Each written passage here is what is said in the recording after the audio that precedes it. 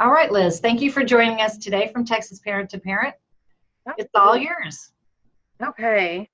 And I cannot see what's on the screen, so if I get lost track on my slides, just let me know. So hi, my name is Liz Hong. I'm from Texas Parent to Parent, and I'm here to talk about disaster preparedness. And unfortunately, I added a couple of slides that are not on my paper list, so bear with me a little bit here. If you could go to the first slide, I believe it's who we are. All right. So Parent to Parent is an organization of parents. We all have a child with a disability or special health care need, chronic illness. If you call us, you will talk to someone who has been there. And we provide emotional support, resources, information. You can give us a call whenever you have a question. We're going to be able to help you figure out the answers and do what we can there. If we could just go ahead and go past those other slides. I just don't have them with me and I don't want to get confused. And go to the slide dated October 17th, 1989. So in this particular picture, it's me and some of my siblings.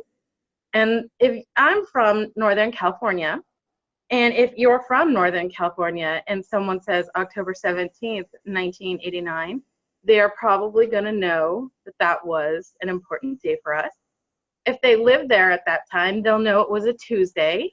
They'll know where they were, and they will know that at 5:04 p.m. an earthquake struck. Because these are the things that we just can't forget, we can't move past and let go of. They're there for us, they're part of us. So on this particular day, there's me. If you could tap that button, it's going to point to me. And I was actually 9. There's a little bit of an older picture. And if you tap again on that button, there's my brother who was 13. And one more time you tap, that's my little brother who was 8 at the time. The 3 of us were home alone because kids often were in the 80s.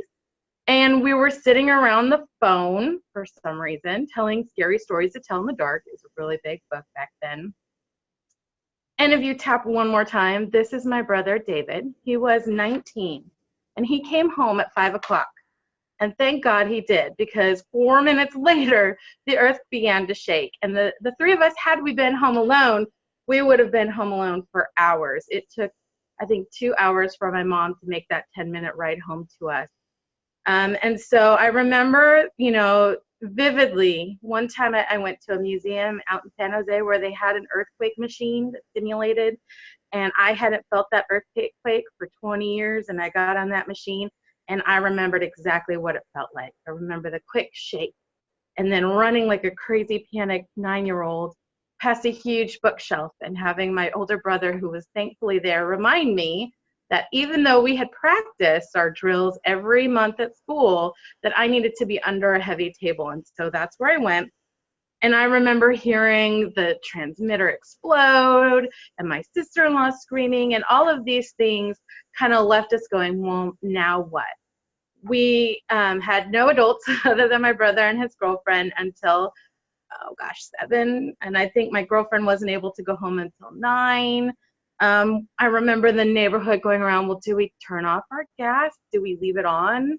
My parents decided not to turn it off because they didn't smell gas, but I'll tell you, the neighbors who made that choice went for 2 weeks before they could come around and turn the gas back on. So really, not knowing what to do was a really big inconvenience for them afterwards. Next slide, please. So I know in Texas we don't get a whole lot of big old crazy earthquakes. But if you'll look at this, can you tap? That is a picture from 1989 in San Francisco. It's a picture of the damage. And if you tap again, that's a picture from Rockport after Harvey. And I know there are different disasters, and you may not have earthquakes, or you may not have hurricanes, you may not have tornadoes, but you will have those same effects afterwards that you're going to need to mitigate. If you're not prepared, it's going to be a lot harder. So even though I know I'm going to talk a lot about Harvey and the floods because it's a recent event that we all remember, but those same effects affect everyone regardless. Next slide, please. So why do we need to prepare ahead of time? Because I know growing up in California, everybody talks about having that 72-hour kit, be prepared, be prepared. But a lot of times we kind of stick it on the back burner. I'll get to that. I know I should. But why do we really need to do this? One of the reasons for families who have a child with a disability or special health care need is because you may lose things like your durable medical equipment. That could include diapers that the insurance company is sending you, formula, Pediasure, G-tubes, syringes, wheelchairs have gotten lost.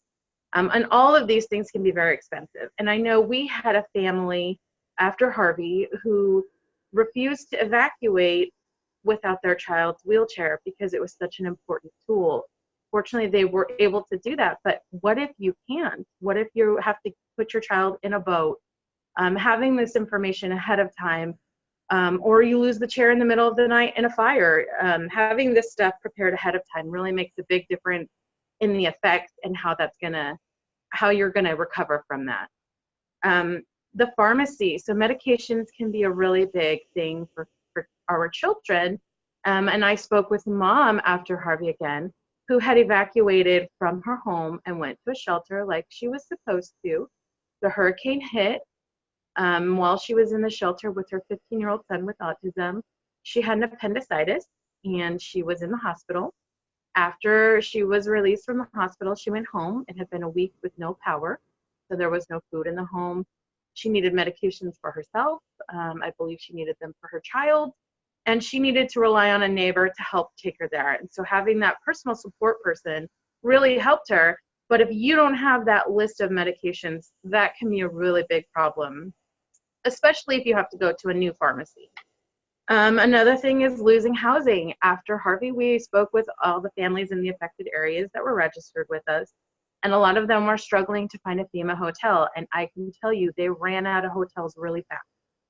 So you're going to want to have a plan. What am I going to do if I'm displaced for a long time from my home?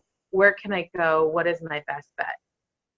Shelters are great and they're very helpful for people, and it's good that we have them, but they are not always prepared for your child or your needs. So if you have a plan in place, you can make sure that you can help mitigate those needs quickly and as efficiently as possible. And another reason is there is no 100% notification method. With Hurricane Harvey, we knew that there was going to be a hurricane that hit down in southern Texas along the coast. We didn't know. We knew it was going to rain a lot in Houston. We didn't know it was going to dump that level of rain.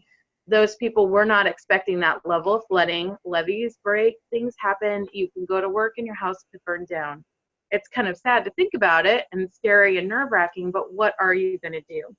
And one of the reasons that this became really important to me is a couple of years ago, on Memorial Day, my husband was off of work and he was helping my son take a bath and get ready for bed when he saw a mosquito, and my son has an anxiety disorder and mosquitoes were kind of a thing for him. So my husband was trying to chase that mosquito down in the bathroom on the tile floor, and he stepped on a towel, slipped, he went airborne, he twisted, he landed on his hip, and he ended up on disability for 6 months. So he was home with us. I was a stay-at-home mom at the time. He was home with us for the first time. And I very vividly remember him going, "Wait, where are you going?" when I was going to my regular OT appointment. He didn't know what doctors my kids were seeing. He didn't know who the therapists were, where OT was, what day it was. And this wasn't a big deal because I was home with the kids. I was doing it all. But if something happened to me, he would have had no idea where to start and what to do. And it really dawned on me, my kids have lots of extra needs. We have medication, we have therapies, IEPs, we're on the S waiver. If something had happened to me and he didn't know about these things, we would all be, or they would all be, in a really uncomfortable boat. Next slide. So how do I prepare? It's really important when you're trying to prepare that you do the best you can to kind of get an idea of what to expect. You want to plan for anything, but if you know that your area is prone to tornadoes, you want to go ahead and make sure you have a plan for tornadoes. If you know your area is prone to wildfires, you want to have a plan for what to do for wildfires. And so taking a look at what disasters have historically happened in your area can really help you with that. Another thing to know is what kinds of needs you're going to have. We know what kind of needs our kids have, what kind of needs we have, but we don't really sit down and make a list and say, okay, what's the bare minimum we can get by with? What do we absolutely need to make sure we have? And that can be really important in a disaster, especially when you're talking about heightened emotions, new places, strange things. These are all going to add extra tension and anxiety to our children. And so we have to absolutely make sure we're prepared to meet their basic needs. And then also you need to understand what your resources are in your neighborhood, in your community, nonprofit organizations, things like that. And one really good way to find out about that is to speak with your Office of Emergency Management. They can kind of help you get an idea of what emergencies to prepare for and also what other resources are out there. But we're going to talk a little bit more about those too. Next slide, please. So this is a very large map of the state of Texas, and it's broken up into 5 different regions. And so if you look at that, region 1 is going to be this area up near the top. Oh, sorry, mine is sideways. Let me turn it. Okay, region 1 is this area that's kind of along the coast here. And it is the area where you're most likely to see flooding. I live in Austin. We're in that area. We get flooding if it rains really bad. And so in these areas, you're looking at property damage, evacuation, and loss of things. So you're going to want to have a plan for that. I know some people think, well, my area never floods. I was one of those. In fact, our neighborhood is kind of a hill, and I was at the top of that hill. And so I said, well, we're never going to see a flood on our street. And I remember a couple of years ago, my son he's a teenager, and he was at work and he needed a ride. And he was almost done with work. And the rain had been super bad. Somehow a storm had gotten stuck over my neighborhood. And so we had flooding on streets that had never experienced flooding. And we had rescues going on, and we had to go leave our neighborhood to go get our son. And we didn't have a plan for that because we didn't expect flooding. If you're in this zone, it could happen no matter where you are.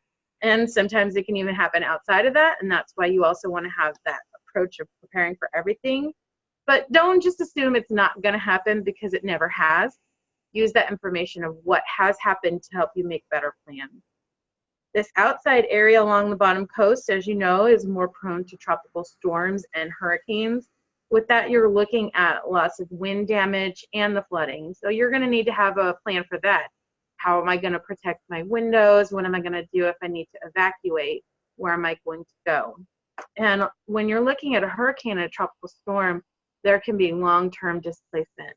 One of my coworkers here at Texas Parent to Parent came to Austin as a result of Hurricane Katrina. She had nothing left for her. She just moved into Texas, and that was where she lives now.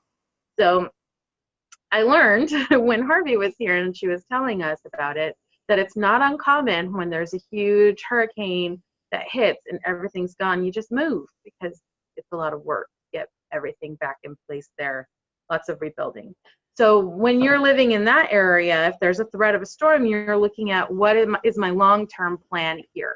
If I'm going to be out of power for a week, I'm going to have to move.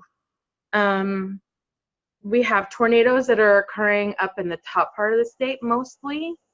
We do get some down in Central Texas. You need to have a plan for where you're going to be. And if that includes a safe room, can everybody in your home get to that safe room? How are we going to get there? Is it accessible? Do we have the things we need there? Wildfires. You know, wildfires, I've read, you got to be prepared to leave in a moment. And I have a friend who was in Redding, California, over where the huge fires we were seeing in the news were happening. And she talks about how she had to evacuate in a matter of minutes. And her children were panicking, and she's hearing the popping of a fire tornado somewhere. When you're prepared for what's going to happen and you have a go bag and you can grab it and get out of the house, it's going to be a lot easier than trying to pack all that stuff up and hurry out of the kids house with your kids who may not be calm or regulated at all. And then droughts, and I thought it was kind of interesting when droughts was first put on when I first looked at it on this list. You know, droughts, that doesn't really affect me. What do I need to do to prepare for droughts? But when you're looking at droughts, you're also looking at more likelihood of a fire or other such things. So it's good to keep those things in mind. And again, I always think, what's going to happen if I go to work, my kids go to school, and we come home to nothing? Am I going to have my IEPs? Am I going to have my medical records available to me? And this is a link on that page to where you can take a look at that map and get more information about your area. Because a lot of these places have more than one thing that's on top of them. I think Central Texas has like 3 or 4. Next slide, please. So another thing to really keep in mind is, what needs do I need to plan for? For some families, the utilities are huge. Do you need power for a nebulizer? Do you need power for a machine to help your child get oxygen, a ventilator? And that could be anything from absolutely necessary life-saving equipment to just medications and food for your child. So if that's the case, you're going to want to connect with your utility company. Some of them have a list, and what they'll do is they'll prioritize that neighborhood to get the power back on there first if they know there's a family that absolutely has to have that utility restored as soon as possible. And you know, I have another family whose child has anhydrosis. She doesn't sweat. She has a hard time regulating her temperature. That means she needs that air conditioner. Are your children going to need to have their temperature regulated more than other people? These are things we don't often think about. What's going to happen if we don't have power? Because when it goes out, it comes right back again within a few hours. We can make do or go to the mall. But when you're looking at a few days, it now becomes more of an issue. After our earthquake, we had 2 days of no power everywhere. And so it wasn't like we could go to the mall. We needed to have a plan. And I know I spoke with one organization. They were like, well, how do we get funding for a generator? This family needs a generator so they can run their child's nebulizer. And at my last conference that I presented this, it was pointed out there's things like power inverters. You plug them into your car, and that can get you some power for a device like a nebulizer. And then there's also those hand cranks. It's a flashlight. You can crank it. You can plug in some things via USB. For me, that's absolutely necessary, I have decided, because my kids, one of the ways my son regulates is through his tablet. It's going to be very important to me that he has that tablet. And so I'm not going to be a priority to get the utilities back because my son's going to throw a tantrum, but I can provide for that for myself by having a hand crank emergency flashlight that I can plug his tablet into. Another important thing to think about is medications. My coworker, her daughter, the one from Katrina, her daughter has diabetes, and that's a very big cause for her. And she tells me about a family after, I believe it was Hurricane Katrina, who they had a child with insulin, and they needed to keep that cold because the more cold it is, the longer it lasts. And so she was digging a hole in the backyard because it was a little colder underground than it would be outside. And you know, you can't have ice packs to last you for a month. I'm sure that would take a lot of ice packs, but they have those ice packs that you can break and you can keep your insulin cool a little while longer. If you have a medication that needs to be kept cool, you want to think about, how am I going to store it? Do I need ice packs? Do I need a small cooler? What can I do? Another thing is to make sure that you have copies of your prescriptions available. What I tend to do is I store a lot of my stuff on Google Drive. And I actually started doing this because after my husband's disability break from work, he became more active when we realized that he needed to have a larger part in this, so he would know what to do if something happened. And so now he does the summers with the kids. I'm working and he takes care of the kids on the summers. And it's easy to just stick all my documents in the Google Drive, so he has a copy of their insurance card wherever he goes. He has a copy of the IEP if that comes up. It's all right there where he can find it. And then Google Drive, it stores things kind of like your computer. So you can put a file for this and a file for that. I have a file for all my kids. Each kid has their own, I have a file that has all the kids in it, and then each kid has their own file. And in there, I have a place for medications where I keep the list of the prescriptions, the insurance card, and things like that. So if something happened and there was a fire and we came back to nothing, I would at least have that information where I can access it on my computer at some point. Another thing is when you're trying to get prepared, one of the ways you do that is making sure you have an emergency supply of medication. This is something that's really good to talk to your doctor about. My son is on a controlled substance for ADHD, so we need to have a plan for what we're going to do if there's that disaster and we don't have enough medication. We pick up our pills as soon as we can, usually about 7 days before the end of the month from when you picked it up. So if you picked it up on the 7th, you can usually pick up another prescription on the 1st of the next month.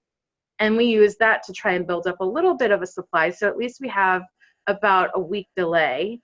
Talk to your insurance company if you are on Medicaid, Star Kids or Star Plus. You can speak with your service coordinator about building up an emergency supply. Talk to your doctor. Some people need to have their medications, and if they don't, they can have withdrawals. You need to know that, and you need to have a plan for that. And also, if you can't get them filled, what are you going to do? So if my son can't get his ADHD medication, he's going to be a little bit wild, a little bit jumpy, and that's fine if we can keep him outdoors and have lots of sensory activities to help keep him calm. We're going to be able to manage that, but we need to have a plan so that we can do that, and we're not trying to figure this out on the fly in the middle of craziness. Another thing to keep in mind is absolutely mobility. Several of my coworkers have children with a wheelchair. That wheelchair is not going to work if there is not power to charge it. Make sure you have a manual chair if that's the case. You have a backup walker, a backup cane. If you have a wheelchair, you want to be one of the first people to evacuate. Don't wait until there's a disaster in the streets, because you're going to have a harder time navigating in a wheelchair if there's debris everywhere. And then also behavior can become quite an issue. When you have a child who has behavioral issues, you have a calm that you've kind of come to accept. Or if your child doesn't have behavioral issues, when you have that disaster situation and your things are happening that don't usually happen, you're in places you're usually not, you're experiencing things like a loss of power, all of these can cause anxiety, and that can lead to behaviors. And if you have a child with behavioral issues, they're not at their baseline anymore, they're in crazy. And so their behavior may increase, and that's definitely something you want to keep in mind. What is my plan? Can I take my child to a shelter? Can I take them to any shelter? Do I need to have a specific shelter? If my child has a behavioral issue, what are some things that I can do to prevent a problem if there is a disaster? So 2 of mine do have trouble regulating their behavior. And so part of our plan is to make sure that we can meet their needs for reducing anxiety, their sensory needs, and things like that, so that we can kind of help control their behavior. And again, with my son with ADHD, if he doesn't have that medication, his behavior is going to be a little bit harder to manage. So we have that plan of needing to find space where he can run around and get that energy out and help calm himself down through some sensory things. For lots of kids, there's sensory issues, and that can include a visual impairment. What are you going to do if you can't see in a fire and you have to get out of the house? You need to plan for that. Or you can't hear. How are you going to know that there's an alarm going off for your fire there? Or it can also include other sensory needs, like my child needs to spin a lot because that's how he calms himself down.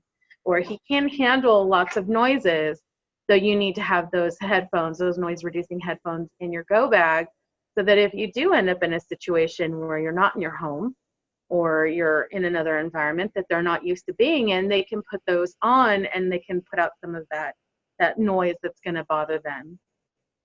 And a lot of times we use these things on a daily basis with our kids without thinking too much about it. But if your kid needs something to chew on, do you have that in your go bag? Do you have that as part of your plan?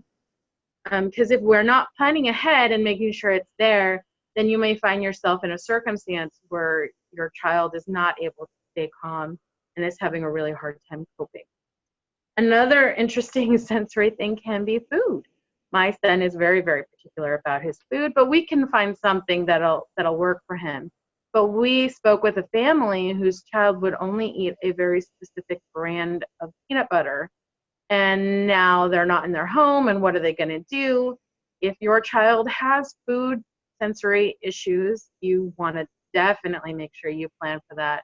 Plenty of that brand of peanut butter, plenty of those snacks, because in the middle of chaos is not the time to fight out the battle over brands are all the same.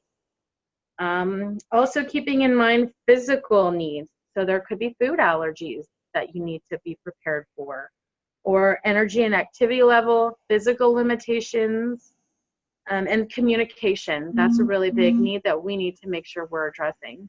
I recently went to a little meeting where they showed these booklets that a lot of the shelters will have that help people communicate when they're having a communication barrier. But if your child has a communication problem, you probably are already using lots of ways to mitigate that, like an iPad or a tablet. And if you come to a shelter with nothing, they'll find a plan. But you can help reduce that impact by having a low-tech method. You could have a picture communication board laminated and in your go bag or your emergency document bag. That's your last resort. We've got this. We're ready to go. We can at least say, I'm hungry and I need to go to the bathroom. Whatever your child is going to need to say. If they're using technology to say it, you need to have another plan. Or if they're using sign language, what if you're not there? They need to have a way that they communicate with others, even without you or that technology. Next slide, please. So some other things you want to consider are your neighborhood and your housing. If you live in an apartment, you may not experience flooding if you're on the top floor, but now you need a plan for how you're going to get to a bottom floor shelter during a tornado. For us, we don't experience a whole lot of flooding on our street, so we can kind of minimize our plans for what's going to happen if our house floods and focus more on how are we going to get out of our neighborhood if there is a flood. Also, if you're in an apartment, you may have different needs than if you're in a house. You might find you have neighbors that are able to help you, or an apartment might have a group that they can connect with. In our neighborhood, we have, we're not a homeowners organization, but we have a limited district group that we can connect with and talk with. What's our plan? How can you help us? How can we help you? Another thing to consider is what types of community, family, and friend support. So in my neighborhood, I know all of my neighbors. They all know that our children have some extra needs that need to be addressed. And I know what their needs are, so that if there is a situation, I can go ask them for help, they can ask me, and we can kind of check on each other. Personal networks are a really great way that you can help mitigate the problems that are going to happen in a disaster. And the Red Cross manual has a lot of info on those, as well as Texas Parent to Parent. That's one of the things that we really like to focus on as kids are approaching adulthood anyway. And that can help make sure that this person's needs are met. So who's going to come and check on the situation if there is a disaster? Do you have family? Do you have friends? Is there that organization in your neighborhood that you can reach out to? Where can you get help if you need it, or if you're experiencing some loss? Another thing you want to make sure is that you are receiving emergency alerts. I'm going to go into a little bit more detail about that, but if you are not receiving them, you may not know when a disaster is striking. And I know that I thought I was receiving them, but I bought a cell phone that was a generic cell phone because I drop phones a lot, and turns out it says it can receive those alerts, but we noticed my son's phone and my husband's phone were getting the alerts and mine weren't. And so you really want to make sure that you have some way to find out when there's something happening. You also want to be able to find out what kind of hazards you're facing in your area. So there's a flood map I'm going to show you later. Do you have other hazards that are going to be a problem? Is there a business that's got something that could be a problem if it floods? Is there something else in your neighborhood that can help you reach out to you? Check with the specialists that you have going on out there. So again, you want to make sure you have medication, you've talked to your doctors, you have a plan not only for the medication, but for other medical needs or emergency needs that you may have. it's really important that you talk to your doctor. So I might talk with my psychiatrist, my pediatrician. What do you suggest? What things do you think I need to make sure I'm prepared for? Next slide, please. So here is parts of a 3-day supply kit, and it talks about a standard kit. So basically you want to make sure you have the batteries and the documents and all of that. And I didn't want to go into too much detail because we've seen those lists a bunch, but www.texasprepares.org has a bunch of information. It has a list you can print to make sure that you have all of those things. I recently, when I was at that meeting about emergency preparedness, they said one of the problems is people are preparing for 3 days. That's what we told them, but it's really looking like it's more like 7. So you may want to keep in mind that you need to be prepared for 7 days. And I know how expensive it is. It's hard to have all those things just sitting there, not getting used. So one of the things that I do is I buy a big gallon-sized bottle of water a week. So every week we have another bottle, because it's supposed to be a gallon of water per person per day. So I have a family of 5 at home now, and that's 5 gallons a day times 7 days, that's 35 gallons of water. That's a lot of water to buy and store. And I know it gets expensive when you're looking at all these other things you need as well. So maybe if you just commit to buying one thing at a week or a paycheck or a month, at least you're making some steps to being prepared. The documents and the birth certificates, those things are really important to have. I like to keep I don't keep the birth certificates in my Google Drive. That I just keep in the document bag. That's a plastic bag that feels like a Ziploc bag. Use a Ziploc bag. But those other things, I try to keep a copy of them online. Your utility bill is going to be really important if you are displaced and you're looking at temporary housing. After Harvey, a lot of our families who were looking for those FEMA hotel rooms, they needed to prove that they lived in the area where that disaster had occurred. And so you need that current utility bill. And so we just keep ours online because it's there anyway, but we know how to access it so that if we need to have a proof of residency, we can pull that out. And for us as parents who have a child with a disability, we also need to keep medical records if our child has a lot of medical needs, IEPs, prescription lists. I do store those things in my Google Drive and make sure that I have it. So with the McKinney-Vento Act, if there is a case where you are displaced because of a flood or other disaster and you're moving into a new school district, the school district needs to provide you with an education, because in the McKinney-Vento Act, that's saying that you are currently homeless and they're going to have to provide services for you, and they will. But if you have a copy of your IEP right there in your hand when you're taking your child to register them, they're going to be able to get those services so much more quickly than if the school has to contact the other school that may also be facing a disaster where you were at and get those records. If you have it right there, they're going to go with what you have, at least temporarily. So just having a copy of that, whether it's in that plastic bag or in your Google Drive or however you can store it electronically, is really important. Another thing to keep in mind is communication tools.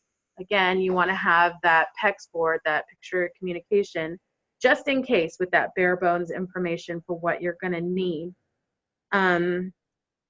And then you also want to think about assistive technology. So if your child does use that tablet for calming down, for regulation, for communication, I mean, our kids are so dependent on these things now.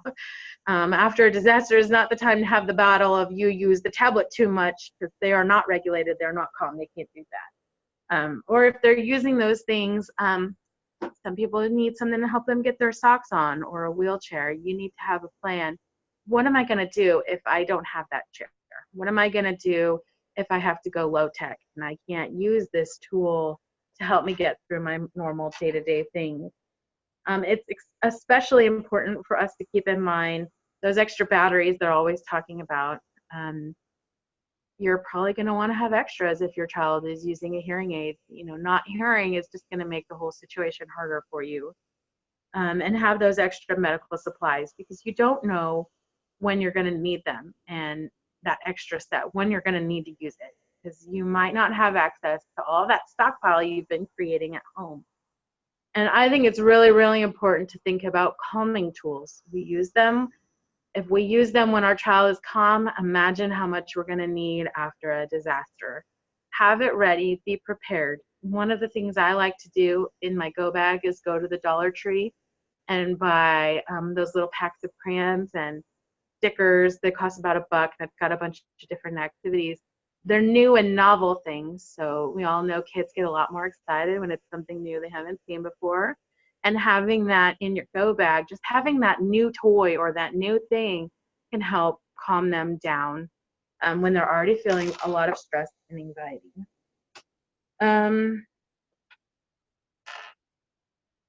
Next slide, please. So let's talk about watches and warnings. So a watch basically is when the conditions are right for something to happen. So a tornado watch means there's a possibility we're going to have tornadoes. You know, be ready, keep your TV on, whatever you use, make sure your apps are functioning. Be prepared, have your go bag stocked, just in case. A warning means that this is happening right now. I knew somebody who was driving down the road and she got a tornado warning and she couldn't remember if it was a warning or a watch that meant the tornado was happening. That's important. You want to know if that's happening now or if it's something they think is going to happen. So always remember, a watch means we're watching for it to happen. A warning means it's happening right now. There's lots of ways to get alerts. Sometimes you can get it directly from your cell phone. I love that feature. You have to have it on though, so don't go in there and shut off all of the alerts because you don't like hearing the Amber Alert. I know I've heard people who do that, and that's fine, but you want to make sure your emergency alerts are going to ding and let you know. So that's one kind of, there's two kinds of alerts that go to the phone. And one is when you sign up for a push notification, and that alert will go to your phone through the app. And you have to have the permissions turned on to allow that app to receive push notifications. Another one is when a cell phone tower alerts all of the phones that are within distance, a certain distance of that tower. So if you're near a T-Mobile tower, but your phone is Verizon, it's going to receive that alert anyway because that tower is sending that alert out.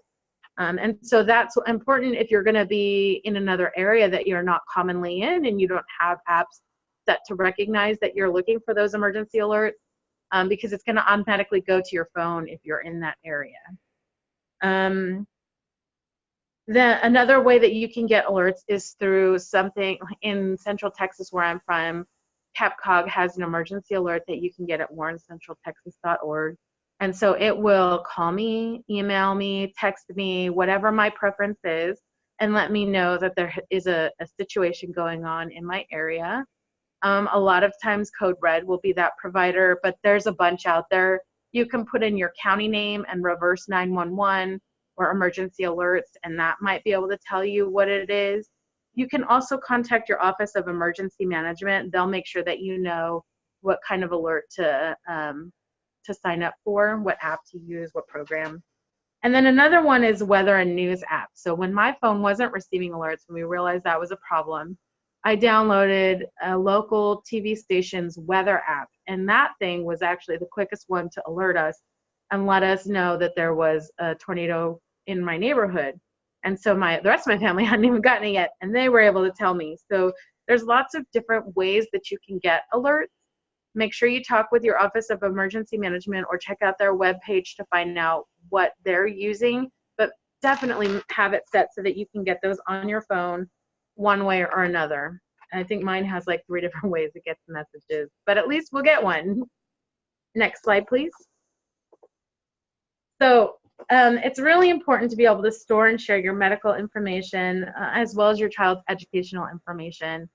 After a disaster, you don't want to be trying to find paperwork of what's going on and the list of diagnoses. You could take a picture of your list if you don't want to have it stored on the internet somewhere and just have it in your phone. Phones don't always work, but at least it's something just in case. Just make sure you have some method where you're storing this information, even if it's just a Ziploc bag where you can find it. Next slide, please. So a medical ID can be really helpful, especially during a disaster situation. And if your child has any kind of, they have autism or a communication disability, and definitely if they have a medical issue. You can have it on there so that if you're separated, hopefully you won't be, but if you are, other people will know that information. So road ID is a really cool one. My mom is diabetic, and she has a Fitbit that she's wearing to track her heart rate, and she doesn't want to wear an ID tag because she says it looks weird. She's very resistant and doesn't want to do it. Well, road ID is really cool because this was created for runners. And so if you're out running alone, you're going to have that information if something does happen to you. But it also works really well as an ID tag. It will go on an Apple Watch. It will go on a Fitbit.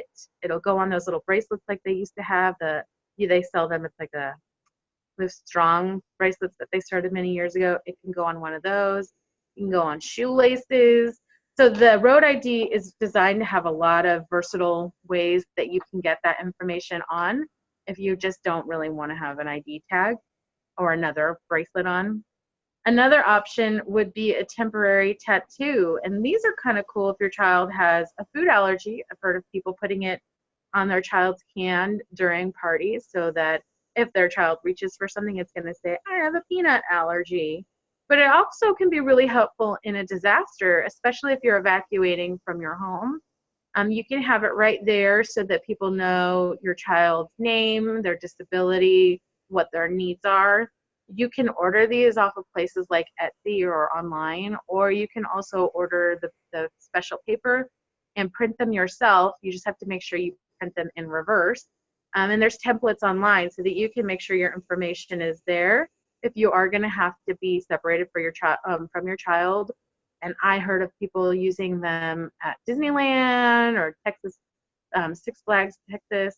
So it's actually a really cool way to keep track of your child, even if you are just at risk of being separated from them on your normal adventures. Worst case scenario, you can always use a Sharpie. So if you're evacuated from your home, you might want to just slap your child's name and your phone number on their arm with a Sharpie just in case something happens.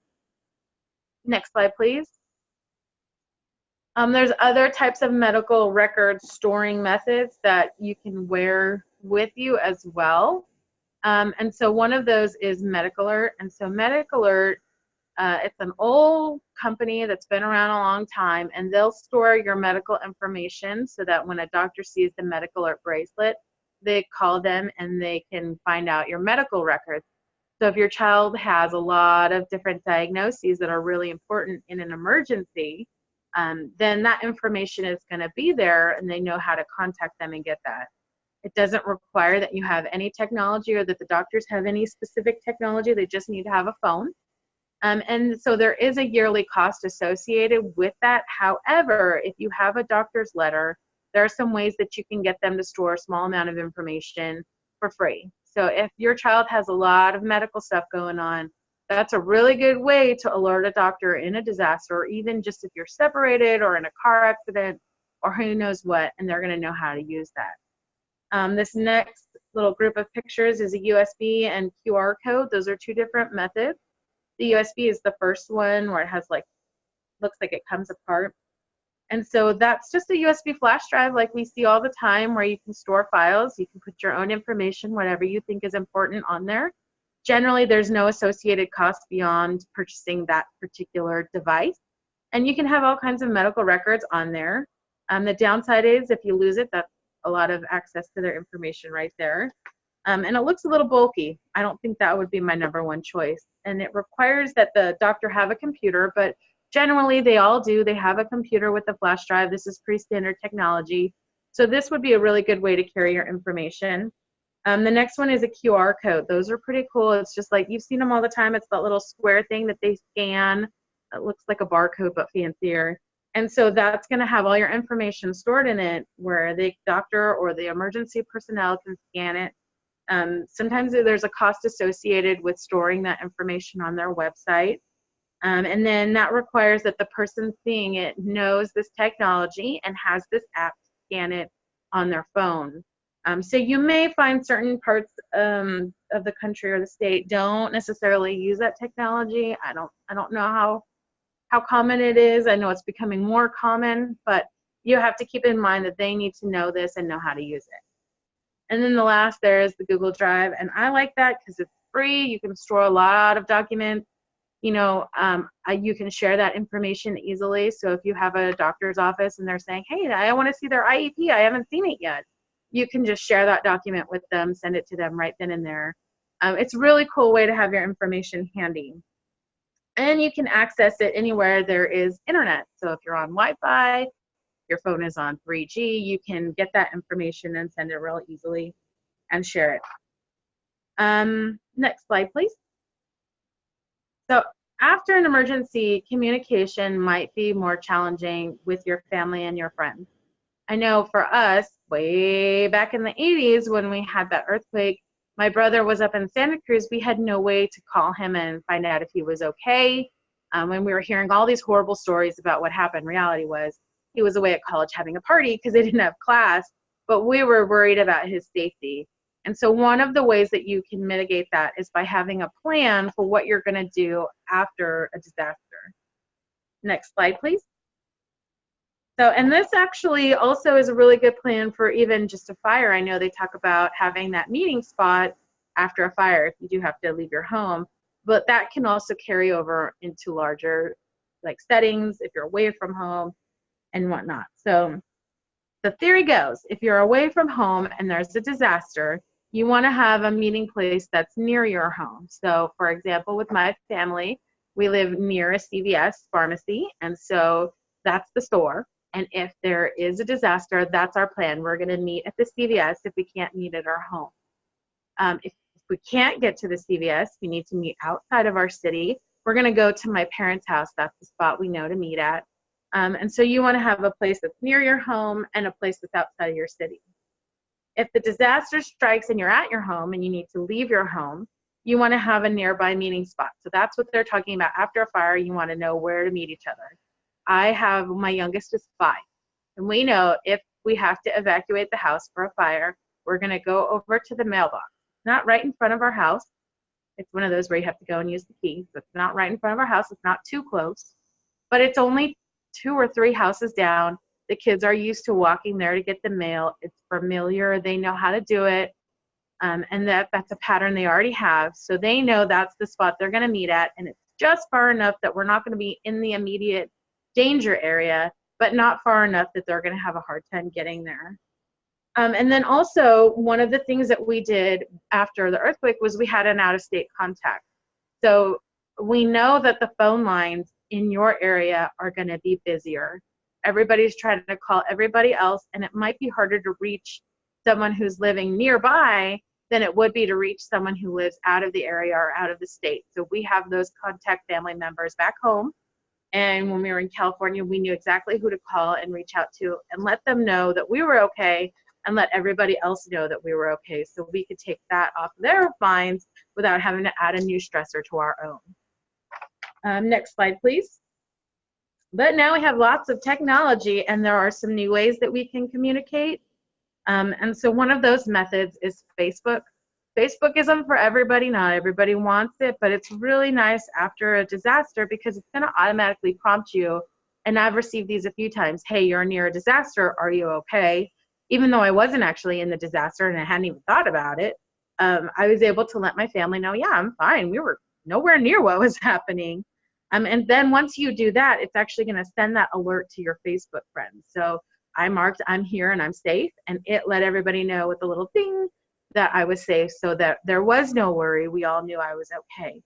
The downside is you have to have an account, and so do the other people that you want to alert. They have to have that account or it's not going to work. So this requires that you have that plan or thought ahead of time and that account ahead of time. Whereas Red Cross, which is the next one there, you don't have to have an account. You can log on to their Safe and Well website. You can say, hey, I'm here. We evacuated. We're in the shelter on this street. This is where you can find us. Everybody's okay. It's nice because you can leave notes and nobody has to have an account. Anyone who knows you and knows your name, and I think it's your address or phone number, but I haven't looked for a while, they can find that message and see what's happening and if you're okay, and whatever notes you've left out there. The downside is that I got to tell you, I don't know the phone number and address of my family members by heart. I could probably find it if I'm not in the disaster zone and see if they're okay. But you have to have really specific information, and it has to be accurate. You can't type in the number wrong, can't type in the address wrong. You have to know it to be able to check.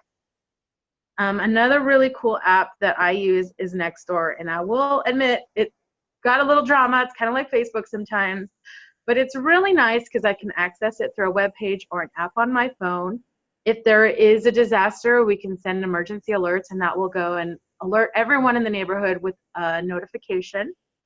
For example, my son didn't come home from school, and we were trying to find him, and we had to get the police involved, and we couldn't find him, and I was able to send an alert to everyone in my neighborhood giving my child's description.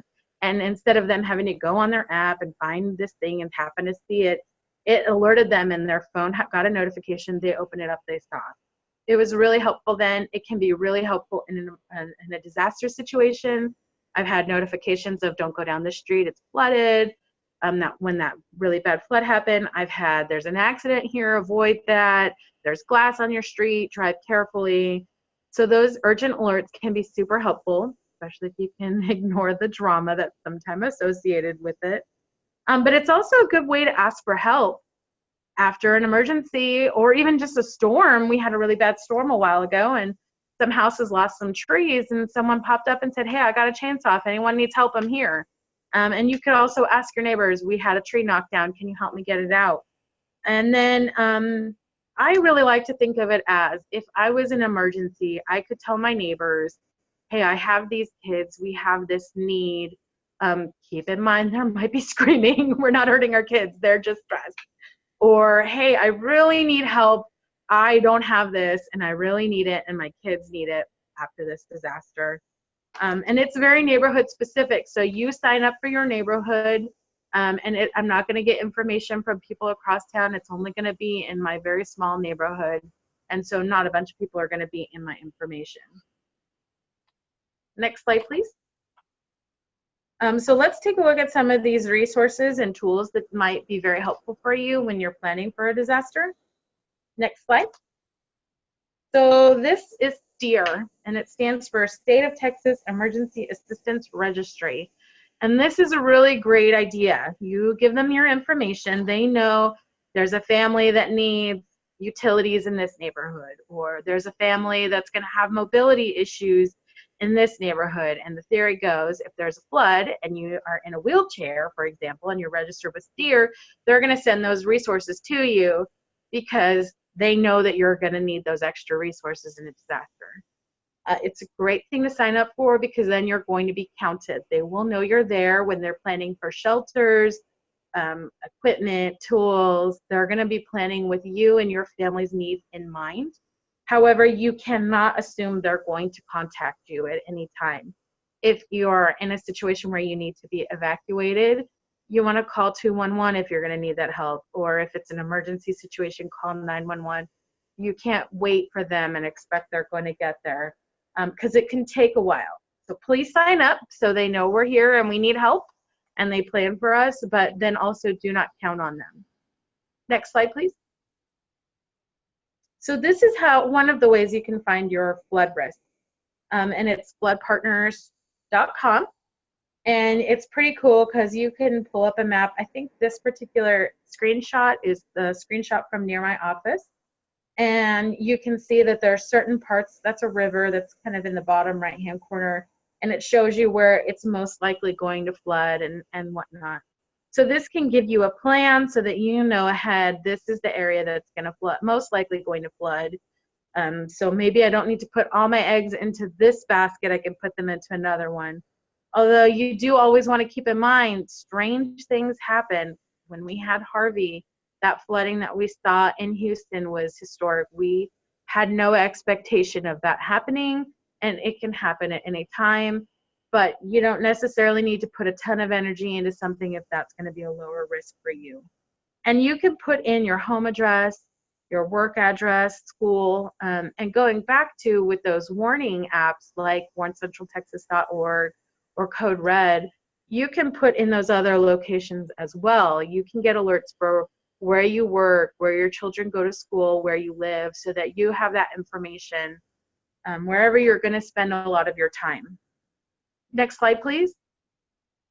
So this is the Red Cross book, and I really liked this book. When I read through it, I thought this was one of the more effective tools for helping families to plan, because again, I can't tell you what your family is going to need, because what my family needs looks like is so different from what yours looks like. You really have to assess your family, your children, what they need, and this book has a personal assessment in there that's going to help you take a look at what those needs are, so you can think about it. Well, do we need electricity? How important is that to us?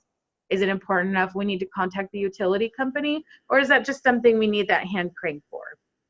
And then it's also going to talk about after a disaster, what to expect, so that you can think, okay, after a disaster, what's going to happen if I have to go to a shelter? I've never been. I don't know what that looks like.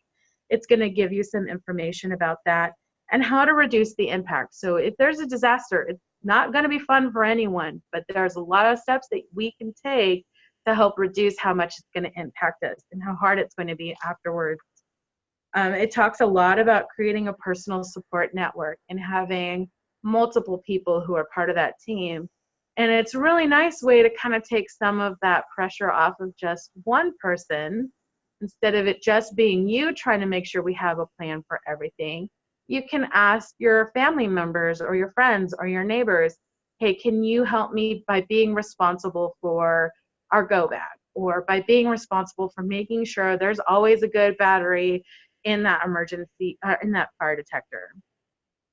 Especially as our children get older, they're going to need less dependence on one person, and they're going to have more of a community approach to help them get through this. And then, you know, if something does happen, it's not going to be they're just needing your help. There's going to be a lot of people who are checking on them and making sure everything's okay. It gives a nice action list of things that you need to do to be prepared. And it even has a log in there so that you can make sure that all of the maintenance is happening. I saw an older book that I had for a long time, and it had a great list that broke down how to get your emergency supplies. So it's not all at once. It was like take a year to get everything. This book may not have it anymore. If you can find an older one, it did, and I really liked it. And, you know, one of the things I actually had forgotten about earlier that I recently heard about is the Dollar Tree hunt for disaster supplies. So that's one of the things that I did, was instead of spending a ton of money on supplies that sit in the car or the go bag and don't get used, I went down to the Dollar Tree and I spent 20 bucks and got a bunch of stuff that I needed for my kit. So that's pretty cool, and they have a printable shopping list if you're interested in that. Anyway, next slide, please. So these are the Trinket and Sandbox, and they are so cool. They're very versatile. You can print them in color, I believe, and then you can also pick which pages to print. So like this particular book probably came with like 50 pages, and it has it from the teacher's perspective, from the parent's perspective, and it has this solution and that solution. So you can really pick which pages are the most important for you and your child. And then it really kind of talks about it. This is what we're going to do. There's a storm. We need to take care of this. And it was created by the National Traumatic Stress Network. And it's a free book. They have topics like hurricanes, tornadoes, fires, earthquakes. And it's so versatile. Like I said, you can print whatever pages you're going to need, put them in whatever place you want to have it. And it's really good for teaching your kids how to prepare for what's going to happen. And then also they have a printable book from the National Traumatic Stress Network called Once I Was Very Scared. And that's like talking about the after effects of, you know, I was scared and this happened, and now sometimes I get reminded of it and I feel scared again. And so it's a good way to help your kids prepare. These books are a good way to help your kids prepare. And afterwards, it's a good way to help them deal with those feelings. Next slide, please. So Zika. We like to talk about Zika in Texas. It's not exactly a disaster thing, but it is a really important situation that we need to take a look at. Next slide, please. So Zika includes symptoms like fever, rash, headache, joint, and one of the reasons why it's so important that we all understand it is because there's no symptoms in most cases of Zika, but it can be transmitted to those babies before they're born, and it can be devastating for them. So if you are pregnant or your partner is pregnant, it's really important to talk to the pediatrician about it. Use bug spray. Certain areas of Texas are more likely to have that become an issue than other parts. So you want to take a look if you're in those areas and know your risk, and make sure you prevent mosquitoes, as well as their sexual transmission that can happen as well. So you really want to be prepared if you are pregnant or becoming pregnant. But this can affect everyone, even if you're not, maybe your neighbor is. Next slide, please. So babies who are exposed to Zika prenatally can get a congenital Zika infection. And then if that baby is born with symptoms, it's congenital Zika virus syndrome. And so with that comes microcephaly. And as you can see in this picture, babies who have Zika, they have severe microcephaly, and their heads are significantly smaller. It appears that there may be some brain cell death, and so their skulls actually kind of get smaller, and it's a devastating situation. And it can cause all kinds of brain abnormalities, calcifications, and severe impacts. Poor vision, no vision, lots of developmental delays. Next slide, please. So it's super important to prevent not only the virus, but the mosquitoes and the mosquito bites. So even with West Nile, this can become a situation, or whatever you might be experiencing. So it's really important to prevent mosquitoes. And there's a couple of ways that you can do it. First of all, you want to prevent mosquitoes in your area around your home, because these mosquitoes, they only need like a teaspoon of water. So it could be a leaf that's not raked up, or a piece of garbage, or the bottle cap from a water bottle. So cleaning up your house, around your house, and using mosquito dunks, those things help prevent mosquitoes, so it can protect you and protect your neighbors. And then also you want to prevent mosquito bites on yourself. So you want to wear bug spray, long sleeves, use mosquito nets, use the air conditioner where possible. So one of the reasons why Zika is a problem for people in the United States is actually travel. Travel is the #1 way that people are getting Zika virus. And so if you're pregnant, you should not travel to an area where they have Zika virus. And you can know that by going onto the CDC website and finding out more. So you can enter where exactly you're going, and the CDC will tell you if there's going to be a problem with mosquitoes there. Next slide, please. So here's a list of resources that you might find useful to plan.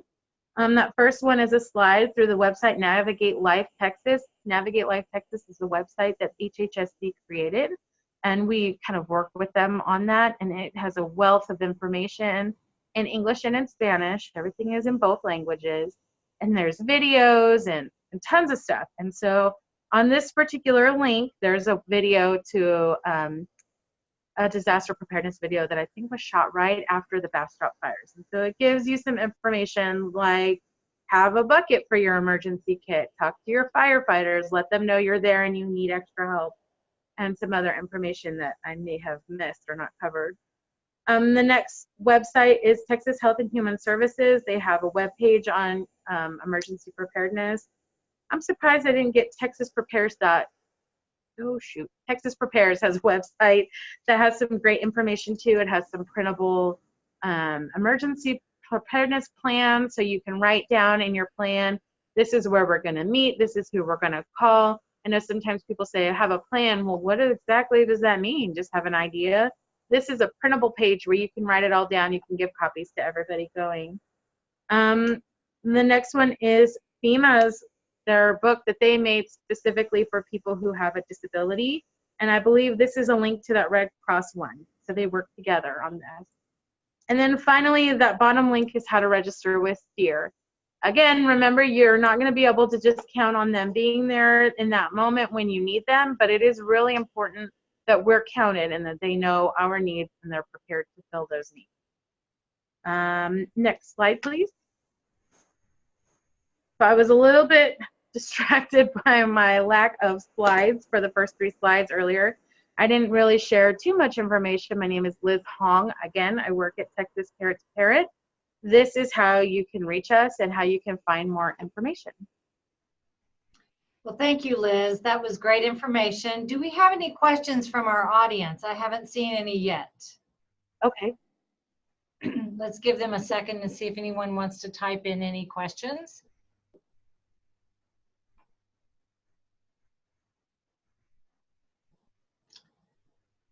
I don't have anything. I guess you answered everybody's questions. It was great information. Thank you very much for joining us today, Liz, and thank you, attendees, for being with us as well. I'd like to thank our captioner, which is Melinda at Texas Closed Captioning, for the captioning materials as well. We will send out the presentation materials and the captioning transcript after the session, probably Monday or Tuesday. And if you would like a copy or a certificate of attendance, just email us at gcpd, Zoom, ZOOM -GCPD @gov.texas.gov. All right, have a great weekend, everyone, and thank you so much, Liz, again for your time. Bye-bye. Bye.